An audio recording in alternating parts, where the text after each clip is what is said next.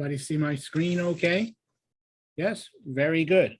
So today's presentation is about Safe Harbor. I call it protection beyond compliance because some of our previous events we've dealt with for cybersecurity for compliant organizations like insurance companies.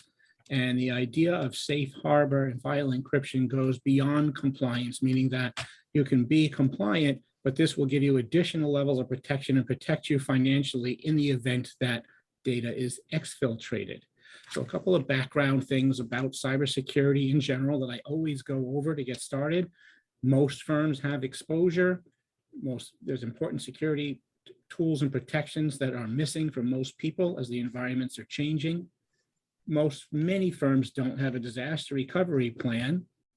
And everybody needs to make sure that their PII and PHI, personal identifiable information and personal health information, is properly secured. Finally, everybody needs cybersecurity insurance. We can help you with all of these things. Cybersecurity today, the events in the past 2 years have drastically changed our environment. It used to be that a lot of small businesses didn't really focus on this. Even the managed service providers would do more basic protection. And now the environment has changed. People have seen this with major attacks at the hospitals, and other small businesses are now the primary target. I also like to point out that in today's environment, not all IT providers or IT people are equal. There's a lot of good people in our local area here. The problem is that some may actually put you at greater risk than if you're doing it yourself. And we'll talk about that more at the end of the event. That in mind, a little bit about Rose Computers. We were founded in '97, 24 years ago. We've got 11 employees. We have over 1,000 network engineers watching over our environment and available for expert assistance.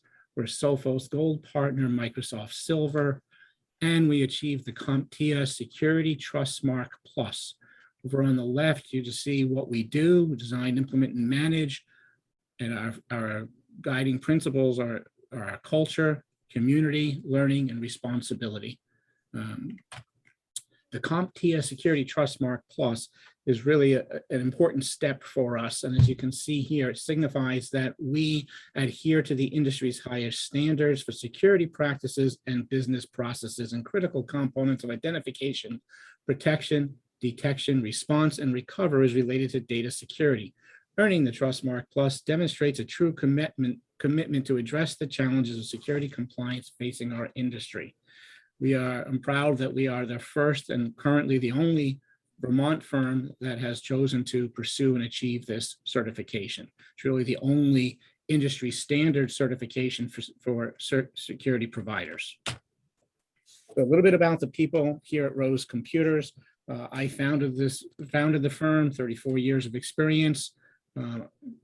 And I've done, we like to give back to the community. I've been doing the Spectrum Sleep Out now, sleeping out in the cold for over 7 years. Nabil is our CTO. He's with us as a panelist today. He was trained in network security with the U.S. Army, and he was the primary engineer of the State of Vermont Department of Public Safety. Shannon is an account executive with us with an insurance background. He worked with the Fortune 100 insurance carriers, and as well as having his own insurance firm. Glad to have him on the team. He's an excellent fit, understanding risk, which is really what cybersecurity is all about, risk management. So today's topic is Safe Harbor.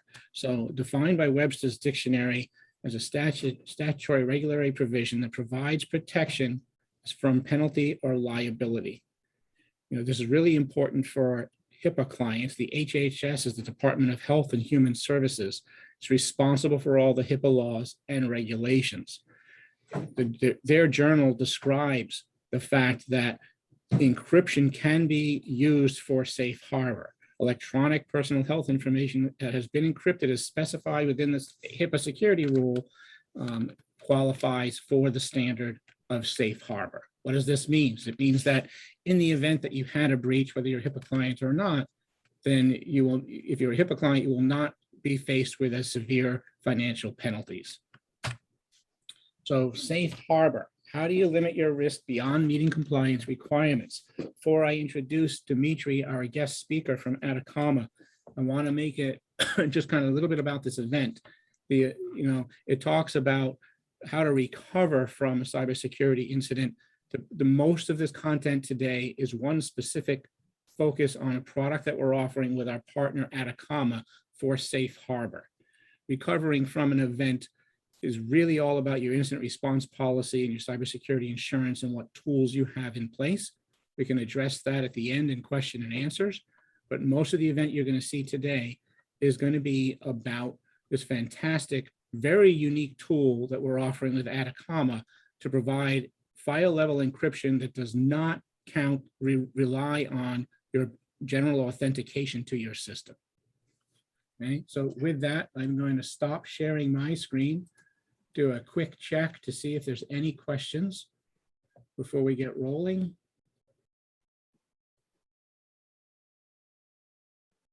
Thank you for hosting this webinar. Very good. Okay, with that, I'd like to introduce Dmitry Nemirovsky. He's our partner at Atacama. I did not prepare like a background information about you, Dmitry. When we work together, we're working with the product, but I'm going to turn it over to you to present your product to us. Really appreciate your being here today. Terrific. Thank you. Pleasure being here, and thank you everyone for joining us. Just a little bit about myself. I spent about 15 years of my professional career as an attorney, primarily doing regulatory law, so quite familiar with regulatory safe harbors. And let me take it a step back and actually note a pet peeve of mine as it relates to cybersecurity. When cybersecurity professionals look at regulations and basically check the box adherence to those regulations, and that's something that I think from a security posture really introduces a level of risk that may not be perceptible beyond just superficially complying with a particular rule of regulation or your internal policies and procedures.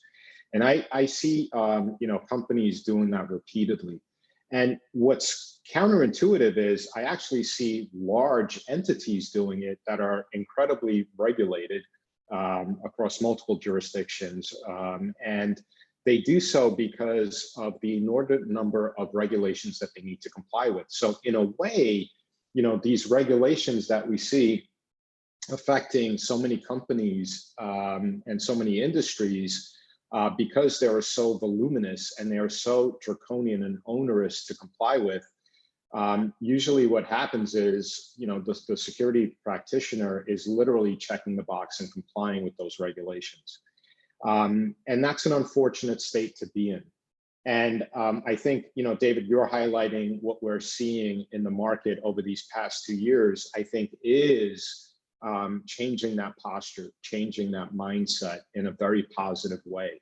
From my standpoint, what I see is a sea change to complying not just with those regulations and not being content with just the check the box solutions out there, but really getting deep into it and understanding why a particular solution is being deployed within the organization. Security in depth is a term a lot of people throw around, but there's meaning behind that. And if you can really fundamentally understand the importance of, why it is that you're doing a certain thing, I think, overall, the organization is going to benefit for it, because you're not just, going through the paces, you're meaningfully introducing something in the environment that is going to add value, that is actually going to deliver on the security guarantee. And I'm hoping that whatever product you're using has some security guarantee behind it. And I don't mean that in the insurance, definition or terminology. I mean that strictly from the security that the particular tool is purporting to bring to the table. So, where I really like to start when I talk about cybersecurity is really delving beyond that cybersecurity umbrella. And I think a lot of people, when they think about cybersecurity, unfortunately also fail to focus on information security. There's a difference. The difference being that information security is a component of cybersecurity. So if you think of a cybersecurity construct, what is it really designed to do? at its core, cybersecurity is there. It's the systems that you put in place, the policies that you have to prevent an unauthorized third party from gaining access to your systems, from being able to penetrate your network. So to analogize, cybersecurity is that wall, right? It's that thick wall with the moat, with the tall fence to prevent that adversary from getting in. Information security is a little different. Information security is singularly focused on preventing an unauthorized third party from gaining access to the data that you're protecting. And a good cybersecurity program will, by definition, include a component that focuses exclusively on information security. And again, a lot of security practitioners fail to make that distinction, or fail to devote the proper attention to that information security stack. And why that's important is because, as probably everyone on this webinar knows full well, unfortunately, the weakest link, and I don't care how buttoned up your programs may be, how awesome and resilient your policies and procedures and systems may be, we all know that the weakest link around cybersecurity is the human element, right? They are the real concern that is going to rear its ugly head again and again and again. And that's because individuals are fallible, right? Systems may be less fallible, but individuals more so. And you tell them not to click on those errant links, not to open up emails that look funny, but we all know that's never going to work 100% of the time, right? So when that human element fails, and it will fail, right? So it's a question of when, not if. That's what really hinders a cybersecurity program. And in particular, with a lot of the social engineering attacks that we see out there, right? Those social engineering attacks are laser focused on compromising a user's credentials. There's a reason for that. Not only does it allow the adversary to gain, quote, easy access into the network, into the systems, but it also creates a situation where, by virtue of the fact that that adversary has compromised someone's credentials and has been able to penetrate the system, in effect, what's happening now is all of your systems, your entire cybersecurity tech stack is pretty much working against you, because those systems are recognizing this adversary as an quote unquote authorized party. And because they are viewed as an authorized party, they basically have wholesale access to everything. Why that's important, especially when we talk about encryption. Well, if you think about a lot of the encryption solutions that are available in the marketplace, most of those solutions, in order to get around the UX UI of encryption, right, to allow everyday normal non-technical users to not be befuddled, to not be intimidated by encryption. Well, encryption has been connected to identity and access management controls. And by connecting encryption to centralized federated roots of trust-based identity systems, what we've done, right, is really weakened the security element, the encryption, the strength of encryption and what it really can offer to any organization that's using it, right? So, by connecting encryption to identity and access management, the UX UI has been completely solved, right? It's near transparent, right? It's instantaneous, it's great. But by doing so, we've really, diminished the security elements that encryption can deliver. So, with that, a little bit about Atacama and what makes us different, and the value proposition, the security guarantees that we offer. So when we started building Atacama about 4 years ago, we by design began building Atacama by untethering it, by not relying on identity and access management systems. And the inspiration really for Atacama was, believe it or not, or believe it, it's not that uncommon these days, the Bitcoin blockchain. Why the Bitcoin blockchain? Well, if you think about the Bitcoin blockchain, right, it's this public, and I use the word ledger loosely, but it's this public ledger where, anyone in the world pretty much can view it, right? And can see certain information on this blockchain. And at its core, what's happening is, the public-private key pairing, right, which underpins the Bitcoin blockchain, really is securing, based on today's value, like $1 trillion. And that's incredible, right? Because it's this open thing and it's there for anyone to attack, right? People can try to attack it, people can try to penetrate it. And if they do, right, the windfall would be tremendous, right? So we kind of said to ourselves, we sat down and said, well, that public-private key pairing, can we do that to passwords, right? And why did we want to do that to passwords? Well, if you think about an organization and the tera or petabytes of data that they have within the organization, imagine, if you will, right, Fantasyland, right? Not California, just real Fantasyland. Imagine, if you will, an organization where every employee within that organization, the thousands of employees within the organization, have perfect memories. They can memorize everything instantly. And now imagine that we take every single file within that organization and we password protect that file, right? We encrypt it basically by password protecting it using a unique password for each of those files. And that unique password is shared among all the employees. So all 1,000 employees within this, magical organization can remember every single password, every unique password for every single file, right? And each of them know what that password is. Well, that would be interesting from a security standpoint, because if someone's credentials were compromised, if an adversary was somehow able to breach the network, the system, and they tried to gain access to those files or exfiltrate those files, well, they're all password protected. And therefore, the adversary would be unable to exfiltrate the information. And all the users would be able to access the files because they magically know all the unique passwords to those files. So that's Fantasyland. How can we make that a reality?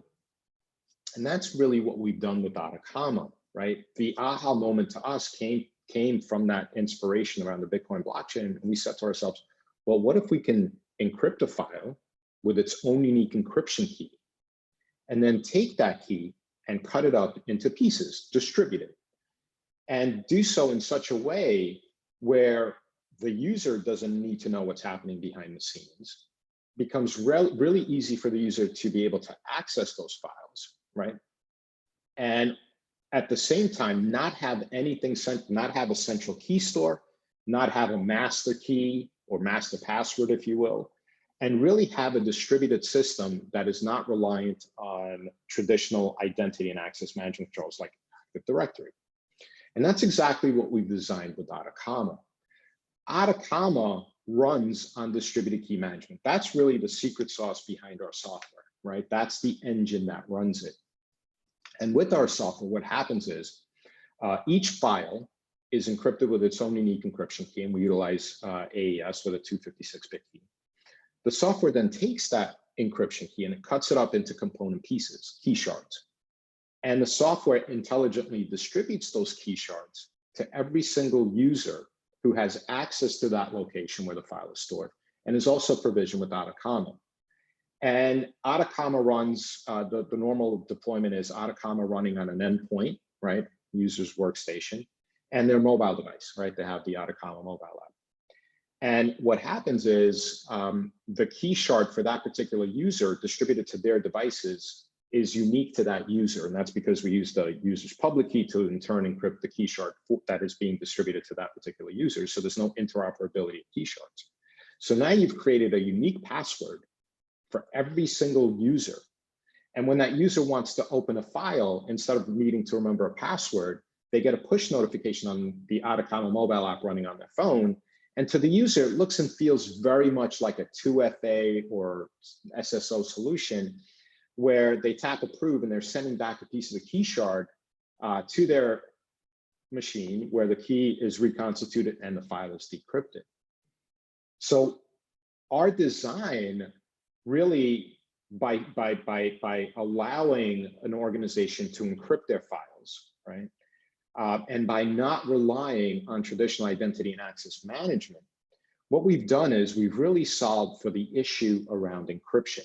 You can now encrypt files without really interrupting user workflows beyond the necessity to have to tap your proof. And by the way, we've introduced some performance hacks there to allow the user to launch a session based on policy, and the session allows them to open up, let's say 100 files over 8 hours.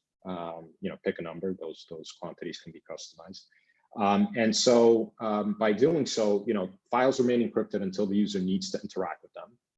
And if an adversary were somehow able to compromise the environment and wanted to open a file, they'd be unable to do so.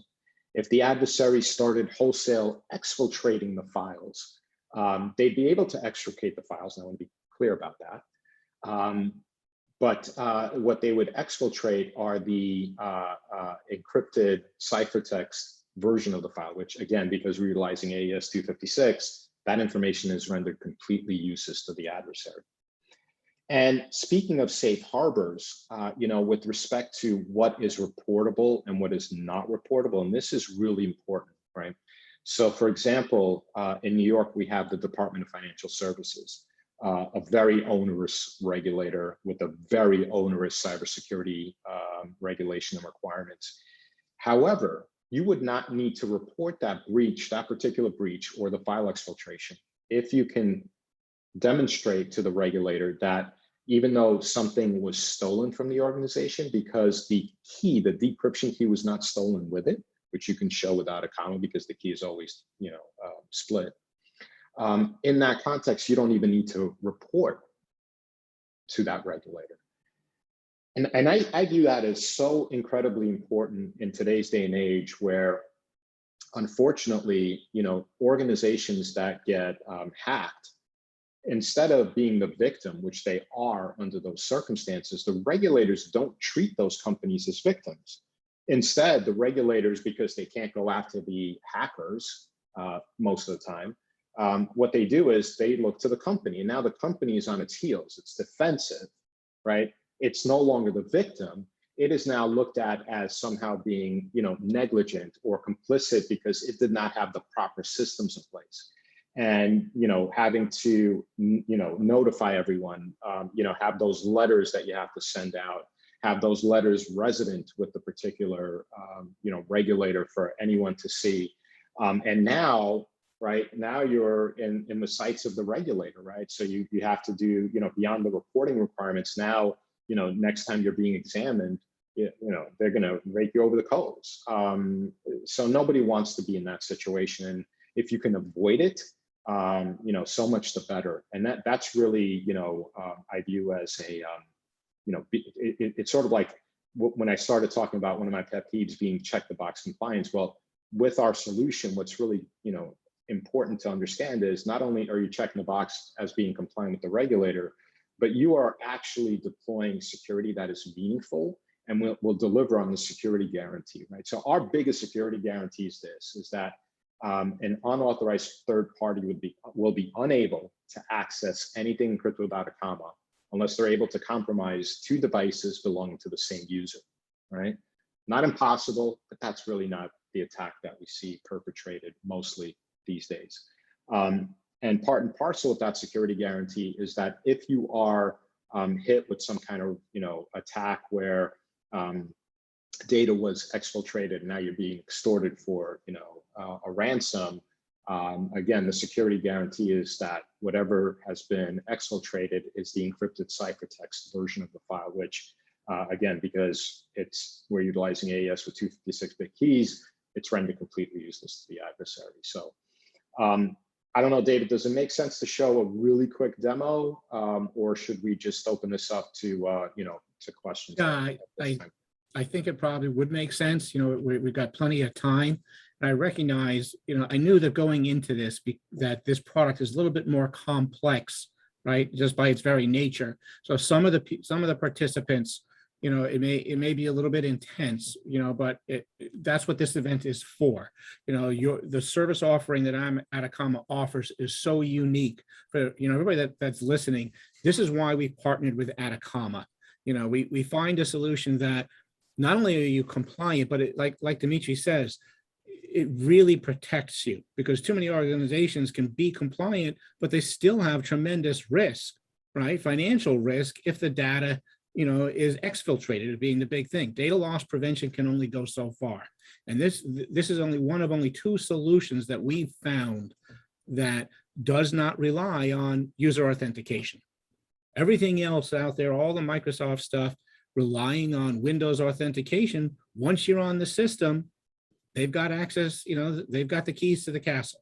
So this way, if you implement this solution, it's a different level of protection, because even if you're breached, your data is secure.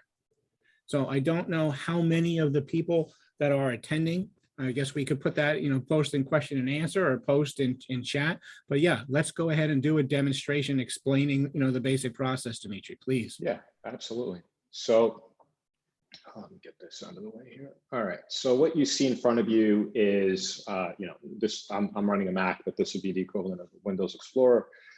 And I'm actually mirroring my phone on the left. This is not an emulator. The reason I'm showing the phone is because it's so important to the user experience, because at the end of the day, the user doesn't know what's happening behind the scenes. From their standpoint, really what they walk away is the understanding that they're using their phone to unlock files. And you see that little light bulb go off when the user uses it for the first time. And it's empowering in a way, because they understand that, hey, this thing is locked until I unlock it. So it does give that user the sense of, power there. So, and I should add, we go where the files are, right? So the files can literally be stored locally. They can be on a network share. They can be with any of the major cloud providers. We are pretty much platform agnostic. We go where the files are. And the way you deploy Atacama, you really have options baked in, right? So you don't need to deploy Atacama across the entirety of your file folder directory. You can be, laser focused on human resources if you need to be, based on a particular use case that you're hoping to solve for. You can basically create a special location for encrypted files. We refer to that as the Atacama Vault.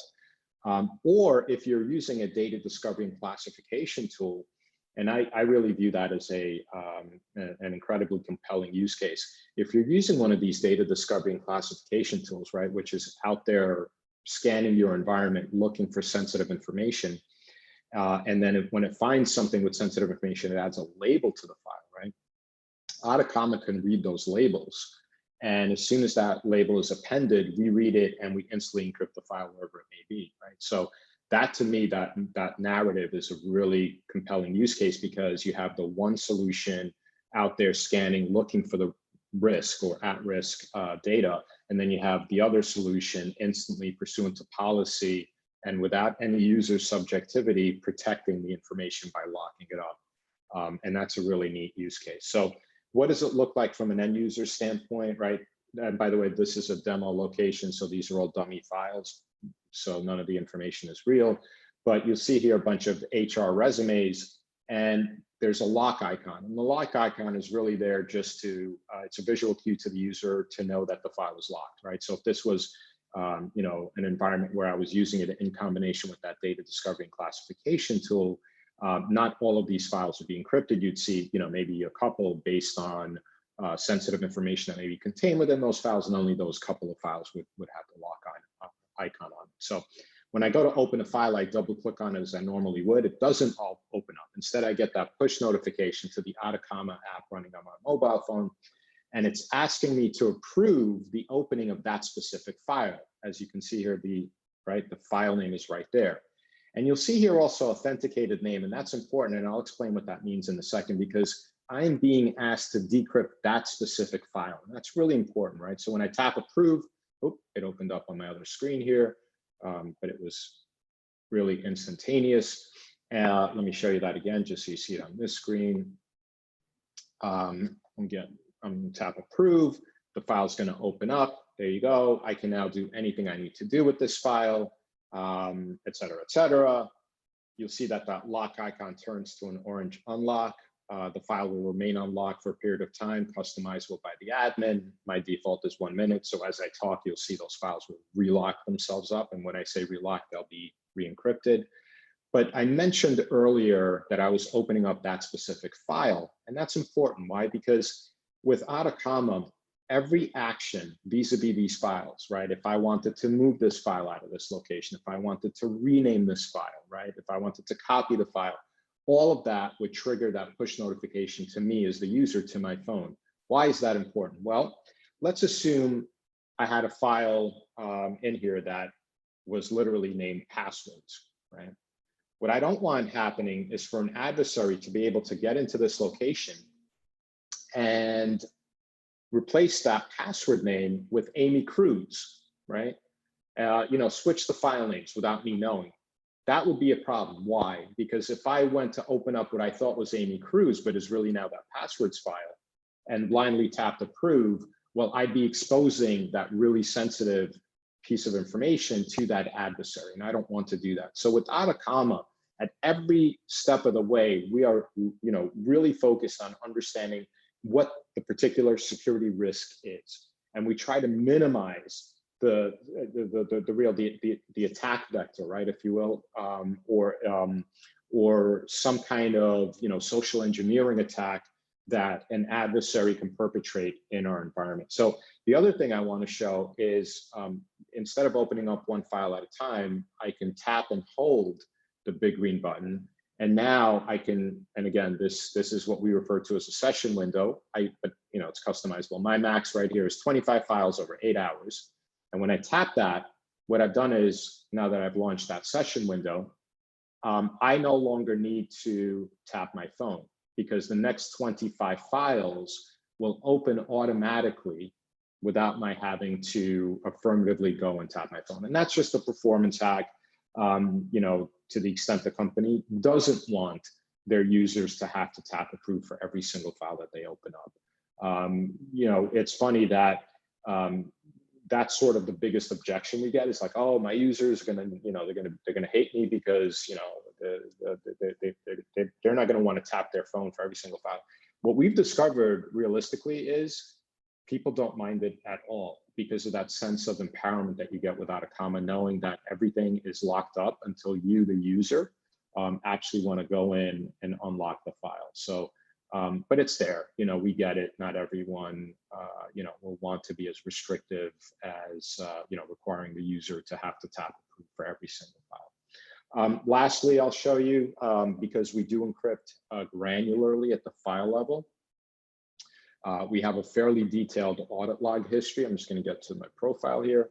We have a fairly detailed audit log history. What I'm showing you on my phone is just a regular representation of the request history, but for a live deployment, what you would see is all this information real time for every single user, all the interaction with the file. It will be fed real time to a central system log aggregator. And basically, if you're running a SIEM or a SOC, all that information can be collected real time, and the organization can set whatever notifications they want around the information. So I see there's a question: how is the risk prevented when there are 25 files open simultaneously? There is a high risk. Absolutely. Ganesh asked that question. The question is, how is the risk prevented when there are 25 files open simultaneously? There is a high risk. Couldn't agree more. And let's assume it was 100, right? The session was 100. So if you ask our engineers here at Atacama, they hate the sessions for the very reason, Ganesh, you just asked about, right? Because you are introducing a level of risk. That being said, a couple of things to note there, and this is where this the request history is actually important. So if you set a notification around, the opening of, let's say, 10 files in really quick succession, right? You'd want to flag to know what's going on here. You may want to investigate, or you may want to limit the number of files that someone opens up. That being said, it is exponentially better than the status quo, right? The status quo now is binary. It's all or nothing, right? So you go from 100% secure to 0% secure. If someone's in the environment, now they can open anything they want. Without a comma, you go from 100% secure to maybe 98% secure, right? Because the adversary would have to be on my machine during my session window, right? and they would have to open the maximum number of files before I noticed, my ticker here, right? If I go back here, if it's still open, yeah, my ticker would have to go down to 0 without my having noticed it, right? So, couldn't agree more. Yeah, it's riskier than, opening one file at a time, but it's exponentially more secure than the status quo, which is all or nothing. So, that's pretty much the demonstration. The other thing, if you want to send a file outside the organization, what we do, which is really cool, we generate a link to the encrypted file where you only need to send the link to the recipient. And once the recipient receives the link, they receive it in their browser. It pops open a browser. And then the recipient is able to download the file in their browser. There's a lot of cryptology that happens behind the scenes there that allows that to happen. But the really cool part of that is you as the sender, we have mechanisms baked in where you can actually verify that you sent it to the right recipient and didn't, fat finger the person. And you actually release the decryption on your phone. So you would tap to allow the recipient to decrypt within their web browser. So we really do address meaningfully both encryption of data at rest and in transit. Dimitri, there is one other question a little bit earlier on in the chat section, asking about the multiple devices and how about the shards. If you can take a look at that, please. Oh, sure. Let's take a look here in the chat. Here we go. Can you expand on the statement that the bad actor hacking our system would also need access to 3 of our separate devices? I assume these devices are integral to the MFA for access to distributed keys. So yeah, let me walk through that just to flesh it out a little bit. So here's what the deployment looks like. Let's use a really simple example. You want to encrypt everything within human resources. You would literally take the Atacama MSI, you would push it to every human resources employee, okay? And the MSI is going to run on their endpoint, right, on their computer, right? So they're downloading software on their computer.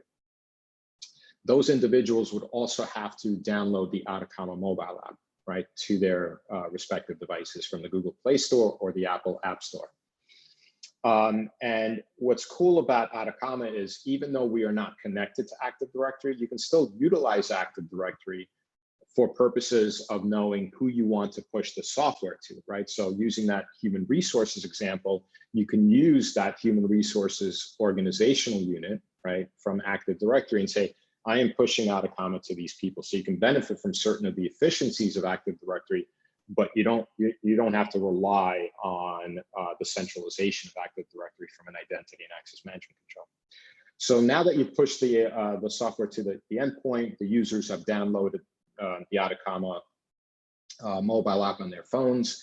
The only thing the user needs to do to get started is they have to launch Atacama on their computer, right? Which will pop open a QR code. The user then needs to use the Atacama mobile app to scan that QR code. Once they've done that, they've inextricably linked the 2 devices, right? The users, so Dimitri's phone is now connected to Dimitri's computer, right? That's a very important step because now the software knows when Dimitri's opening a file to send that push notification to Dimitri, all right? Now, as I mentioned earlier, whatever files are now being encrypted with Atacama, right, within HR, right, I receive a key shard for that file. My coworker receives a key shard for that file. And et cetera, et cetera, et cetera. Everyone receives a key shard for that file, okay? That key shard that was sent to me is in turn encrypted with my public key. And that's very important because that makes that key shard unique to me. So there's no interoperability of key shards. An adversary can't grab my phone and my colleague's computer and try to decrypt the file. It has to be my phone and my computer, right? Once that happens, right, we've done the linking, the files are encrypted, the keys are distributed, right? You need those minimum 2 devices belonging to the same user in order to decrypt the file. Now, if we have, let's say, 100 people in human resources, right? We literally have 100 key shards for each, basically, you know, for each unique person has their own unique key shard, right?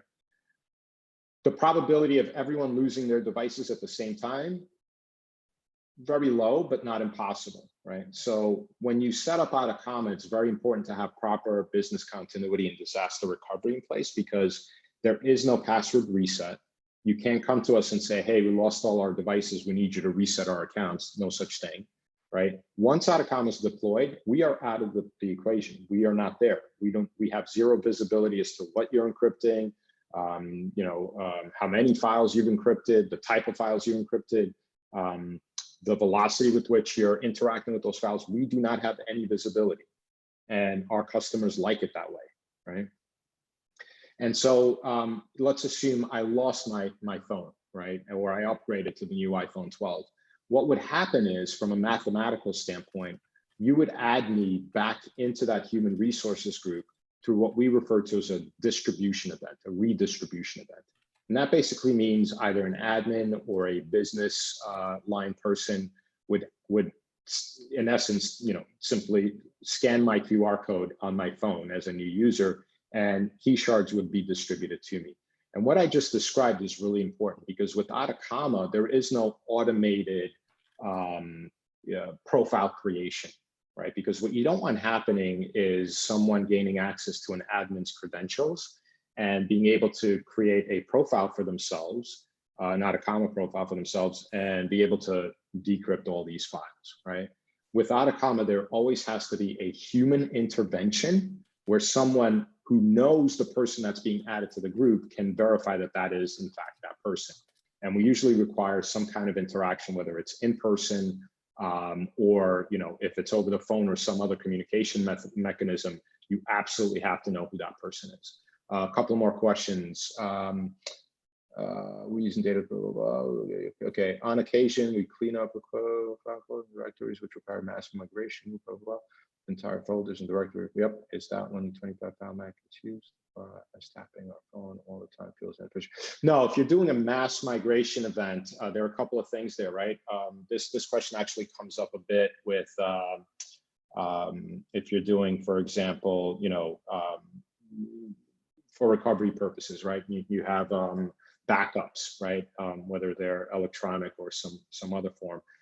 The cool thing about Atacama is, with the files themselves, the key shard for the file remains with the file always. So if you're doing nightly backups and for whatever reason you need to reconstitute that backup, you'd basically take those files, put them back into a location or the same location, and your users would be able to access those files because, again, the key shard is able to be used and recombined to decrypt that file. Right, so that's the benefit of having the key shard travel with the file itself. So you'd be able to, you know, make that migration, etc. In the event a personal device fails, your phone failed, well, presumably there was a reset request.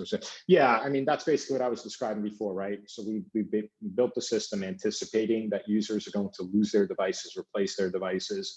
So from a mathematical standpoint, and I don't want to make this, you know, I don't want to take people back to, you know, pre-calc high school math, but in essence, just simply, if you think of a Cartesian plane, which is the XY axis, if you remember, you only need 2 points on that line to know where that line intersects the XY plane.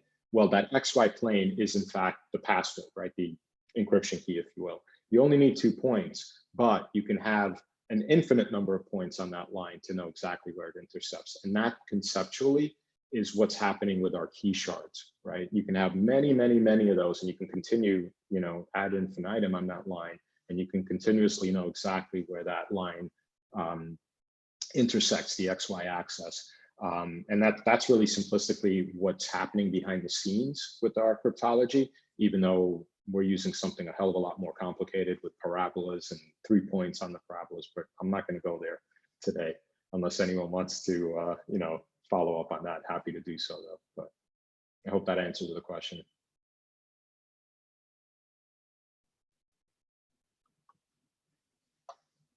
Great.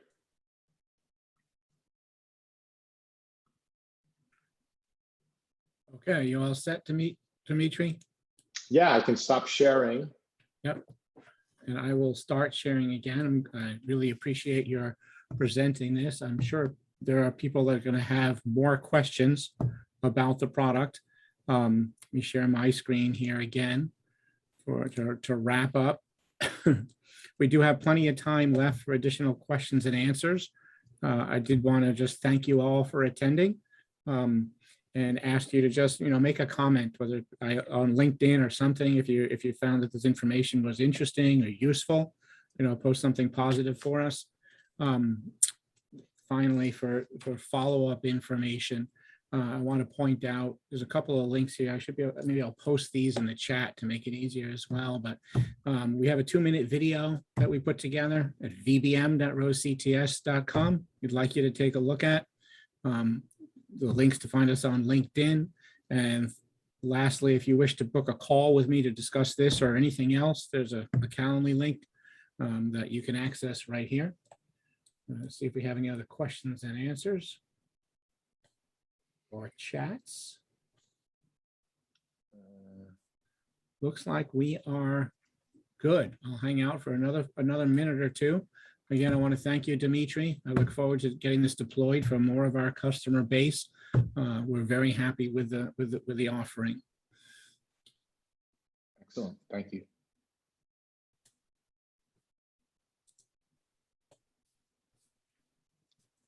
Okay, I'm going to stop the recording now.